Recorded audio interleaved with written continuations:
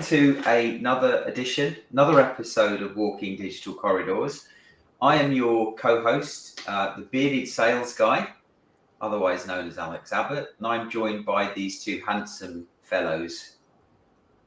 Good morning. You went first this time, I noticed, having introduced handsome fellows. Yeah. I took that prompt. Good morning, everyone. I'm Jordan Abbott, also known as the Sales Poet. Got a new track dropping tomorrow, so stay tuned. Oh, intriguing. Oh. Where's it dropping? On a social platform near you. Cool. And Jensen, when are you gonna create your alter ego, other than the Hulk? Well, funnily enough, someone at the event yesterday said, "Do people call you Jenny from Jenny from the block?" And I said, "You can call me whatever you want." And then as long as you sign on the dotted line.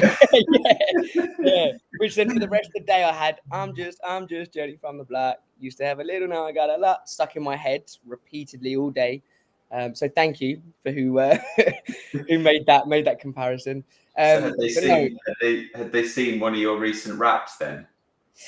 Well, a couple of people did, and then actually one of the other stands was playing my rap because I mentioned it to them, so they went back to their booth and decided to play my rap to their colleagues. Nice. And did they have a laugh or did they enjoy it? A bit of both. I decided to actually walk away from them instead of seeing their reaction. Okay. No, hi all, Jensen Abbott, BDR at content.ai.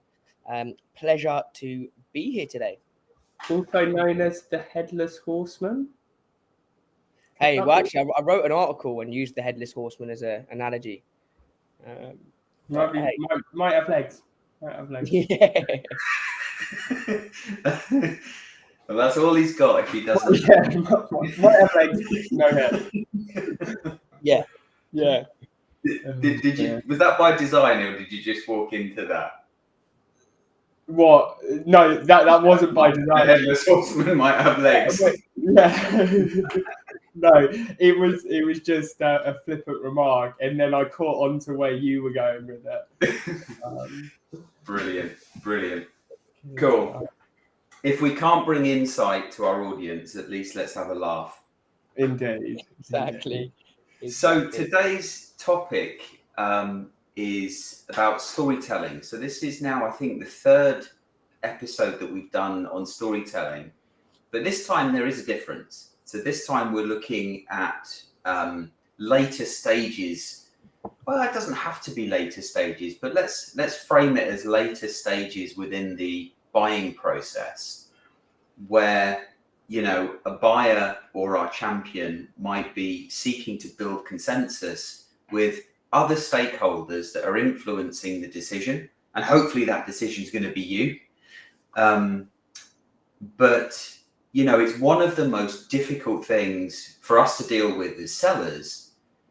But if we think it's difficult, it's even more difficult for the buyer to convince their peers that the solution that they want to go with, that they've typically emotionally attached to, and then have rationalized it with some logic. They struggle to then convince their peers. So what better way than storytelling? How could we arm our buyers, our champions within an organization with stories? They don't have to be long stories, but short stories that help them address objections that they're receiving internally, to help them see different perspectives that they perhaps otherwise hadn't yet seen. And if we're able to open their eyes to that perspective through storytelling, it will inspire action, a new action.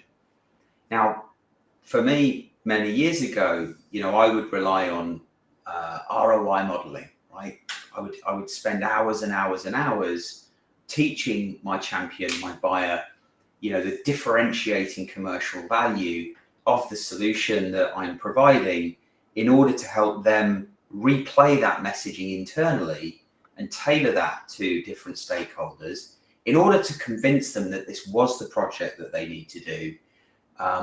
This was the project that they must prioritize over all of the other projects.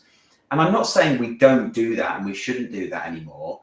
I'm saying we definitely should, if we can engineer the situation, engineer it so that we're doing that in a very credible way, that is logic based, and offers a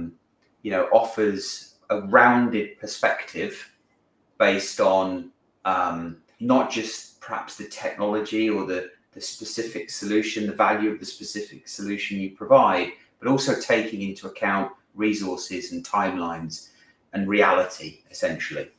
But whether we are in a position to do that or not, I think storytelling still has a place. So what we thought we'd do today is, I wouldn't say role play, that probably sounds a bit scary, but both Jordan and Jensen are in a situation with deals where they're hitting a roadblock. And when we think about these stories that are, designed to teach or share value, they're typically quite short stories, and they use a very simple framework called the CAR framework. So what's the challenge? What's the action that was taken? And what's the resolution? And if we're able to tell those short stories to our champions, to our buyers, they can then replay those stories internally. And I love the example where, and I'll stop talking after this example, but I love the example where I think it's Siemens. So, they're selling a big multi-million-dollar solution to a company. One of the stakeholders puts his hand up within the committee and says, yeah, but what if it goes wrong? What are they going to do? There's too much risk in this project. What guarantees are they offering? And no vendor likes to offer a guarantee, certainly not contractually. And so the story told in that scenario was, well, let me tell you about the time Siemens provided these high-value inverters to the one of the governments in Australia. It was a 12-month lead time. It took quite a while for inverters to be built in Germany. They were then shipped to Australia. En route, a storm hit, big waves, the rudder was smashed, caused so much turmoil within the ship that the inverters were all wrecked. And what happened? With only 3 months left for the project to be delivered, Siemens said, don't worry, we're going to have these products, these inverters, fast-tracked, rebuilt, we'll get them on a ship. And they arrived in Australia within 3 months, on time, still within budget. Siemens bared the cost. Now, telling that story, if your buyer is telling that story to the committee when someone said, what if it goes wrong? That alleviates any concern, any emotional feeling that they have about risk in their minds.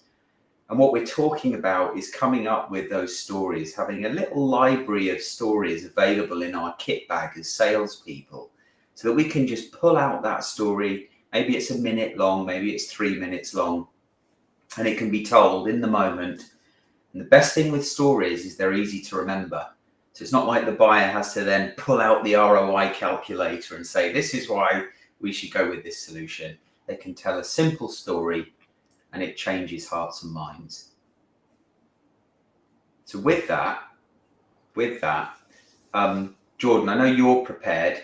Gents, I know we didn't have time to chat this morning, and it was a week ago that we did the prep, but maybe we could hear from Jordan the situation that he's in, the story that he's thinking about, and then have a chat about that story and then come to you. Yeah. Awesome. Yeah, indeed. So just a bit of context, I guess.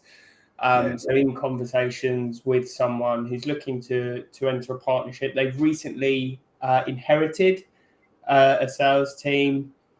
There's a culture of fear within the org, within the sales org, and he's looking to reverse that and create a culture of empowerment. one where the sales team feel supported, where the sales team have the resources to be more productive, to increase performance, and to create an environment where the salespeople want to stay because they're succeeding, because the culture is fantastic, because they feel like they're growing.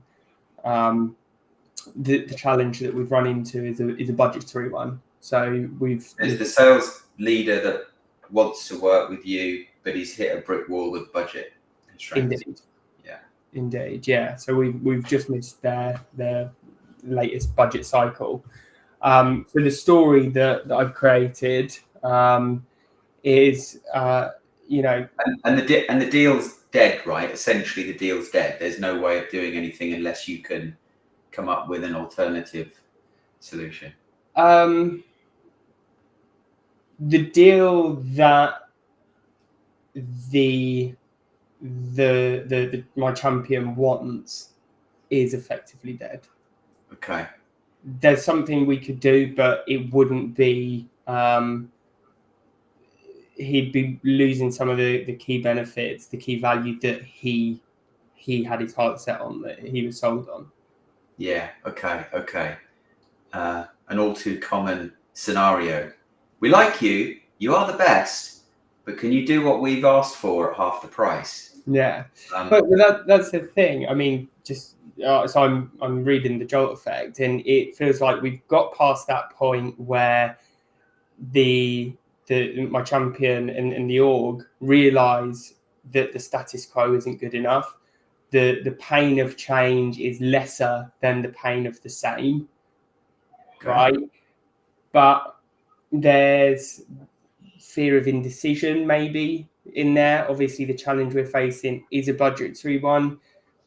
Depending on who you speak to, some say that that's not an objection. Budget can always be found, So I think, perhaps there is a bit of indecision. And the story that I've designed is hopefully to alleviate that, leveraging storytelling, but also a bit of social proof in there. Good morning. There's our number one fan. Yeah. So how long has this deal been running? That's a good question. I think the first engagement was end of March. Okay. 3 months. Okay. Cool. Yeah. All right. Let's hear it.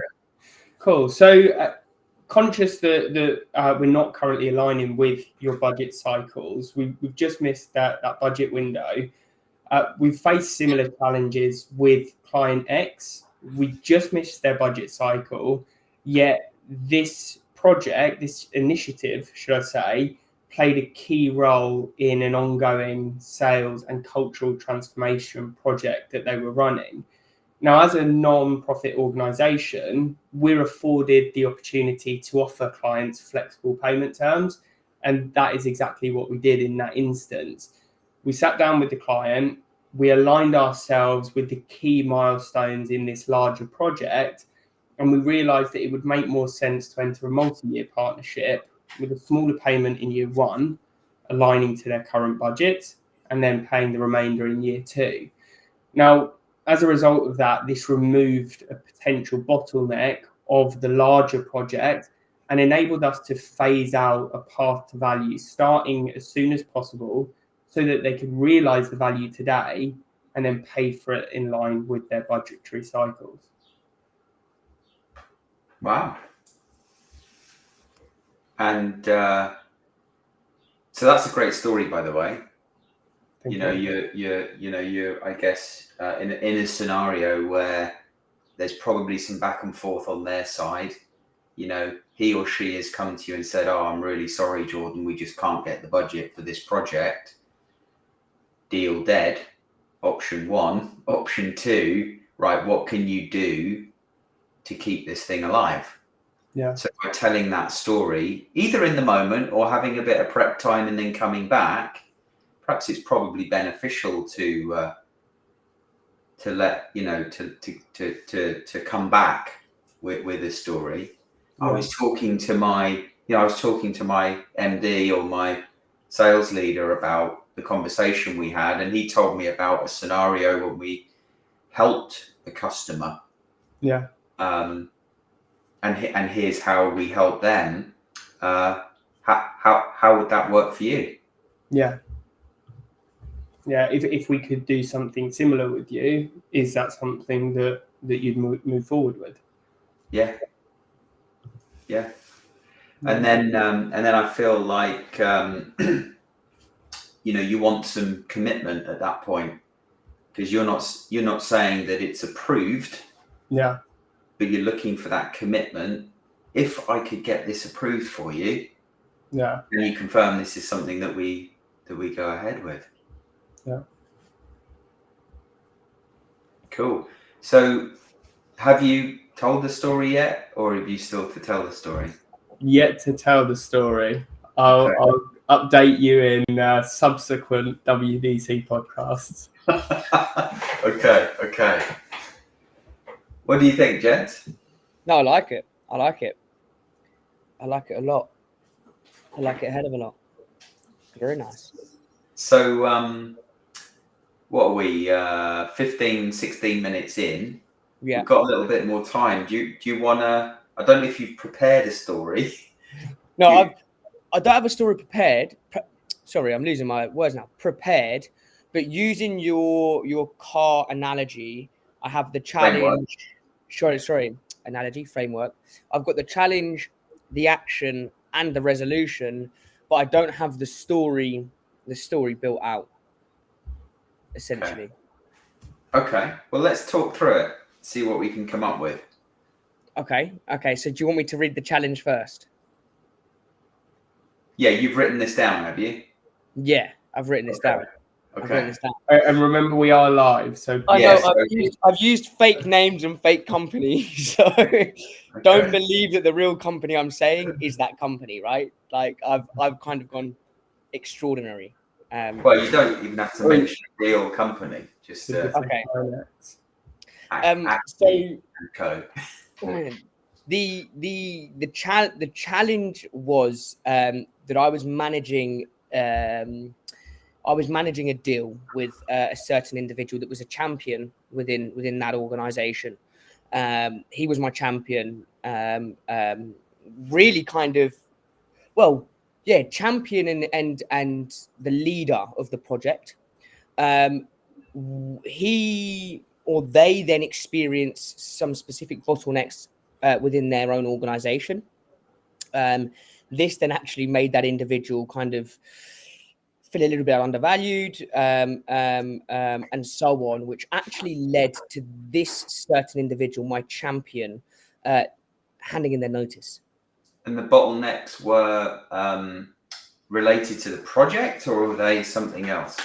It was related to the project. It was related to the budgeting. It was related to the hoops they had to jump through to get this specific size of budgeting. It wasn't actually too big of a value that they needed to get.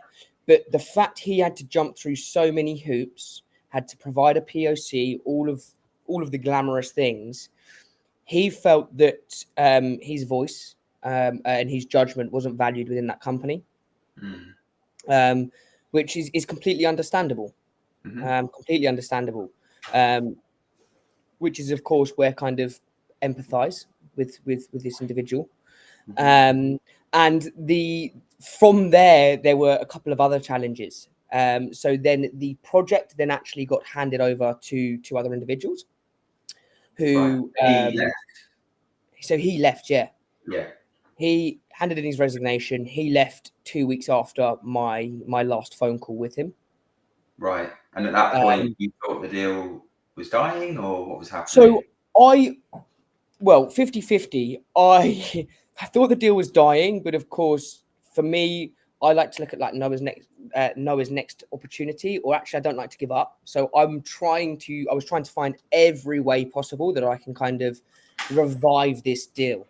So when I got introduced to the two individuals, I wanted to set up kind of this emergency meeting with them, bring in another individual from my side to kind of strengthen the forces and actually see if both of us can build relationship with these individuals. There was a bit of pushback from these two individuals. Obviously, they weren't actually part of the project initially, so understandable on their side. They've had to learn this new project. They've had to take everything that me and the individual spoke about, the champion spoke about, and I also had to replay that to the individual through kind of, you could say, through storytelling, right? Then really from there, just things started going more downhill. There was still the same problem with budget approval and for the size of the organization, which then actually kind of, you could tell by the people's body language on the call. Really, I would say you could tell more from the body language on the call that things kind of were dying rather than what they were saying. Okay. So that was the challenge, right? That was kind of the first challenge. The second challenge was then the organization then went through a whole restructure. So just on that first challenge, yeah, you mentioned that there were two new individuals that you met. Yeah. And you called an emergency meeting. Yeah. Is that how you positioned it with them? No, not an emergency meeting. From my side, it was an emergency meeting because I needed to align the value and everything to do with the deal with these two individuals, right? Yeah. Because I could imagine trying to put myself in their shoes. It could probably be very overwhelming, right? You've been asked to kind of take over this project that you weren't initially involved with. There's a lot of information. There's a lot of information that probably got missed as well, right? Because could I trust the champion to have that conversation with the two new people? Who knows, right? It's So next challenge then. So you were saying they went through a reorg. Yeah, so they went through kind of just a reorg. Unfortunately, a couple of people got let go. They were kind of reevaluating certain things within the organization, which put a massive roadblock on the project. Which basically blew the ship out the water. The ship being the deal? Yeah, the deal. Okay. Yeah. So, and that was a challenge, right? Okay. But across that challenge with the champion, there was dates agreed. There were certain things agreed that then got pushed back. Okay. So where are you now then? Where am I now? Yeah, the ship's now on land by the sounds of it. Ship's on land, but I'm in an emergency life craft with as many first aid kits as possible, bandaging people up. Yeah, but in all seriousness, because I've got a podcast in 6 minutes that I need to jump to from this one. Yeah. So where are you now? What's the challenge that's in front of you right now?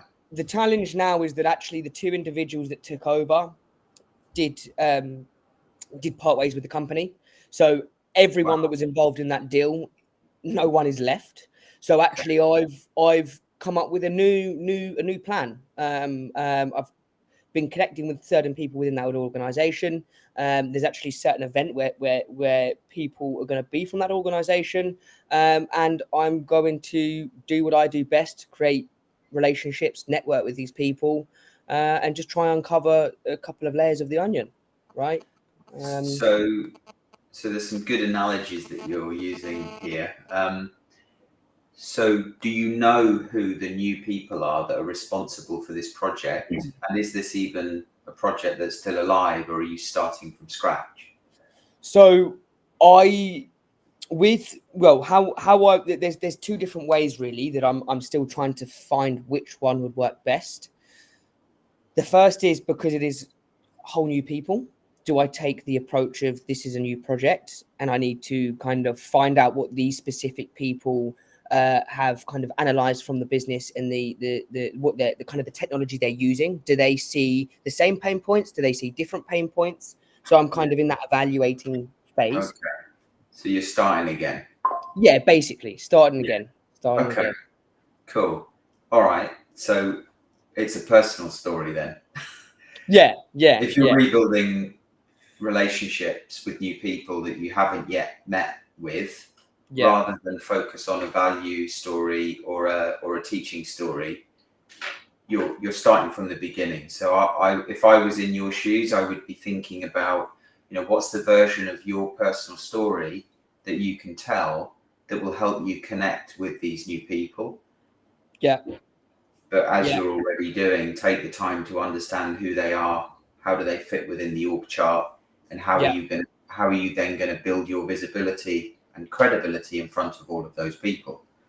Exactly. And that might start with telling your personal story, or certainly more humanized stories on social media once you've connected with them. Yeah. Exactly that. Exactly that. I mean, look, this experience isn't necessarily wasted, though. This could be the foundation for a story you tell in the future, or this could be you could talk to the story of another client where there was a huge shift, reorg, right? And then how you helped smooth that reorg, Yeah. It could be the story that you tell to Acme or whatever the fictional name of this company is. But all this information that you've gathered, this experience that you've had, could fuel a later conversation and a later sort of story to build consensus. Exactly that. Indeed. Good. All right. With that, let's draw a line under it. Thank you both for putting yourself out there on the line, live on a podcast. Any closing comments before we say goodbye? No, nothing from me. Hope everyone's enjoying the lovely weather that we're having and not struggling too much. Yeah. And commiserations for Portugal last night, and good luck England against Slovakia on Sunday. Yeah, indeed. And will I see you both tomorrow for F1 banter?